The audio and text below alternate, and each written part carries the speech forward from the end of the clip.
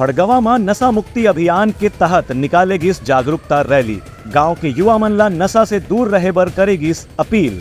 मनेन्द्रगढ़ चिरमिरी भरतपुर के खड़गवा विकास खंड में आज जनपद पंचायत के सीईओ विनोद कुमार के नेतृत्व में नशा मुक्ति अभियान के तहत रैली निकालेगी। एमा समाज के हर वर्ग के लोगन मन से नशा मुक्ति अभियान में सहयोग करे की अपील करेगी। संगे संग नशा मुक्त समाज बनाए के लोगन मन ला शपथ भी दिवाएगी। इस संबंध में खड़गवा के सीईओ विनोद कुमार अभियान के बारे में जानकारी दी।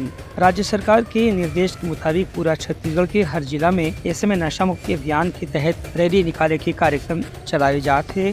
एमा युवा मन से खास तौर से ये अपील करे जाते कि मन ला अपना अपना नशा से दूर रखना है ताकि मन की ऊर्जा, शक्ति और जीवन सुरक्षित रही। संग संग देश और समाज में भी एक जागरूकता के वातावरण के निर्माण हुई। ब्यूरो रिपोर्ट, उतलंघा न्यूज।